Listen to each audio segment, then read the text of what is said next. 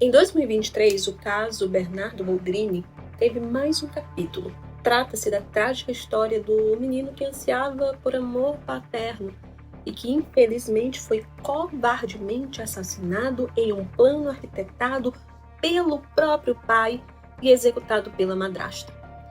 Após os advogados de defesa de Leandro Boldrini terem conseguido anular a primeira condenação lá em 2019, em razão de uma falha processual por parte da promotoria, foi realizado um novo julgamento agora, em 2023. No julgamento de 2019, ele foi sentenciado a 33 anos e 8 meses de prisão por homicídio qualificado, ocultação de cadáver, dissimulação e falsidade ideológica. Nesse novo processo, a defesa voltou a argumentar que não haviam provas para condenar Leandro. Porém, ele foi condenado novamente, agora a 31 anos e 8 meses de prisão. Mas a promotoria tinha prova pericial que provava a participação de Leandro? Não. Mas por que mesmo assim ele foi condenado novamente?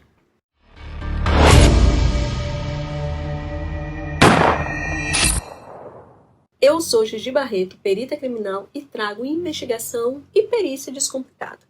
Se você gosta desse tipo de conteúdo e quer mais, já dá o like, compartilha, comenta, te inscreve, ativa o sininho para ser notificado de todos os vídeos novos. E me segue nas outras plataformas, eu vou deixar os links aqui na descrição. Vamos ao caso, porque ele é bastante conhecido. E há um vídeo meu aqui disponível para você, onde eu explico o que aconteceu detalhe por detalhe com o garoto Bernardo. Para você entender a acusação, é importante saber que Bernardo, de 11 anos, vivia em Três Passos, Rio Grande do Sul, e era vítima de maus tratos, incluindo tortura psicológica e abandono severo. Ele havia perdido sua mãe, Odilene Oglione, que havia cometido suicídio, e assim ele se tornou herdeiro de 50% de uma grande fortuna de Odilene. Em menos de 3 meses após a morte da mãe, o seu pai, Leandro Boldrini, começou a viver com Graciele Ogulini. Bernardo passou a ser vítima nas mãos de Graciele, sem intervenção do pai para protegê-lo. E pior, o pai praticava acentuado abandono. Em uma tentativa de mudar a própria situação que vivia, Bernardo denunciou o pai e a madrasta ao Ministério Público, onde ele disse inclusive que a madrasta tentou asfixiá-lo com o travesseiro enquanto dormia. Isso teria sido o estopim para o crime. A avó do Bernardo tentou obter a guarda do neto, mas o pai manteve a guarda. Bernardo Boldrini desapareceu em 4 de abril de 2014 na cidade de Três Passos. Após 10 dias de busca, seu corpo foi encontrado enterrado em uma cova vertical às margens do rio Mico, em Frederico Westphalen. A investigação apontou que Bernardo foi levado até lá pela madrasta Graciele Ogulini, para ser submetido a uma suposta benzedeira, mas acabou sendo morto por uma overdose de sedativo midazolam, que foi administrado sem seu conhecimento. Graciele contou com a ajuda de uma amiga e do irmão dessa amiga para executar o plano e enterrar o corpo do menino. De acordo com a acusação, Leandro Boldrini, pai do Bernardo, não apenas permitia que a madrasta o maltratasse, mas também arquitetou o plano para matar o filho, já que o menino seria um estorvo para o núcleo familiar que ele havia formado com Graciele e a nova filha do casal. Além disso, para a promotoria, Leandro teria interesse em evitar que Bernardo herdasse a fortuna deixada por sua mãe.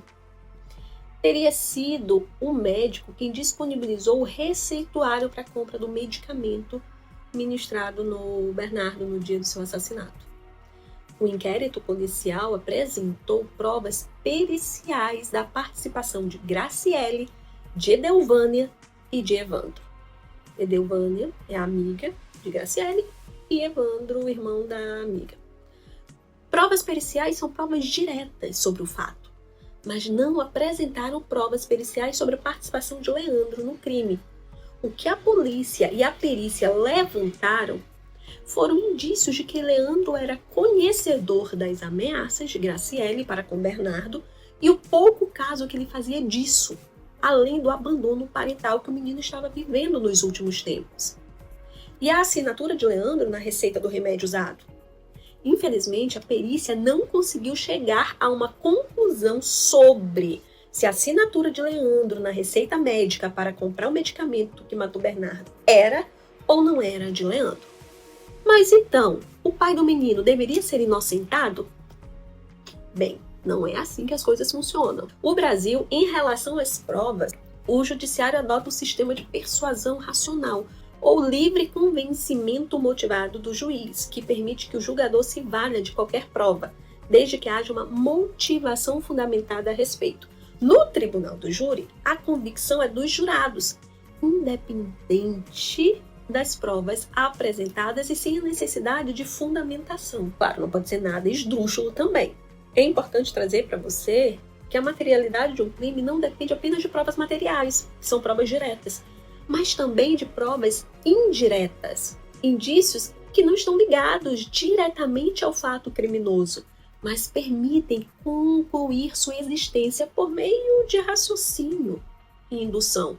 As provas indiciárias, que assim elas são chamadas, vistas no artigo 239 do Código de Processo Penal, que a define como circunstância conhecida e provada que, tendo relação com o fato, autorize por indução concluir-se a existência de outra ou outras circunstâncias.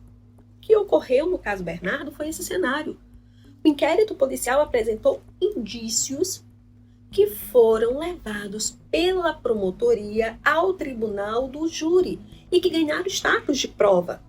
Um dos indícios foi uma interceptação telefônica mostrada no plenário, datado do dia 14 de 4 de 2014, dia em que o corpo foi encontrado, em que Graciele Ugolini conversa com uma amiga. Na ligação, que tem a participação de Leandro ao fundo, a madrasta diz que, com o aumento das suspeitas sobre ela e com o boato de que seria determinada a sua prisão, o casal já havia contratado um advogado. Leandro estava interessado em conseguir um habeas corpus para a companheira.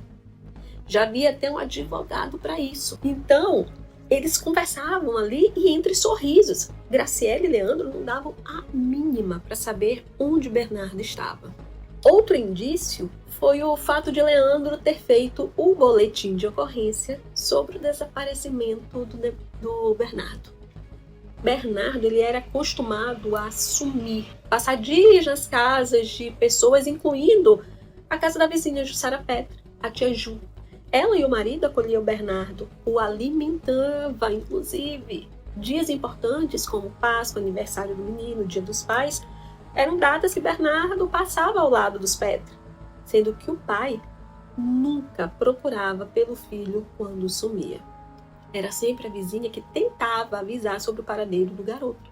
Várias testemunhas contaram à polícia que, quando o menino estava fora de casa, o orientavam a ligar para o pai, mas muitas vezes não conseguia contato e dificilmente havia retorno dessas ligações. Inclusive, após registrar o desaparecimento do filho no dia 6 de abril de 2014, os depoimentos de colegas de trabalho do Leandro afirmaram que o acusado foi trabalhar normalmente na manhã do dia seguinte. Outro indício levantado foi o próprio fato da ida de Bernardo com Graciele até Frederico Stefani, que foi para quê? Para comprar peixes e um aquário. Para quem? Para o Bernardo. Quando as pessoas souberam deste fato, estranharam, pois isso não aconteceria normalmente. Mas os fatos estranhos não pararam por aí. O menino, ele não recebeu atenção apenas da Graciele. Ele recebeu atenção especial do Leandro também. E tinham permitido que ele brincasse com a irmã, coisa que não acontecia. Outros indícios levantados foram os vídeos extraídos do telefone celular de Leandro Boldrini, que ele tinha apagado, que também apontam para o fato de que ele e a madrasta humilhavam o menino com prática de violência psicológica. A perícia realizada no aparelho recuperou 2 vídeos que estavam excluídos, onde chama a atenção especialmente de momentos em que a madrasta ameaça Bernardo de morte, ao afirmar: "Eu não tenho nada a perder, Bernardo. Tu não sabe do que eu sou capaz? Eu prefiro apodrecer na cadeia a viver nesta casa contigo." incomodando? Tu não sabe que eu sou capaz? O Leandro, ao invés de proteger o filho, obriga o quê? Bernardo a pedir desculpas à madrasta, demonstrando que está ao lado dela, embora esteja ciente da ameaça de morte que ela profere ali. Outro elemento utilizado foi o registro do diálogo mantido entre familiares de Graciele, interceptado com autorização judicial, onde eles afirmam que Leandro tem ligação com o homicídio. Os parentes, eles mencionam que a madrasta encaminhou uma carta inocentando Leandro, para que, em liberdade, ele possa garantir o sustento de tudo. O padrasto de Graciele afirmou que acreditava que Leandro fosse o mentor do crime cometido contra o Bernardo.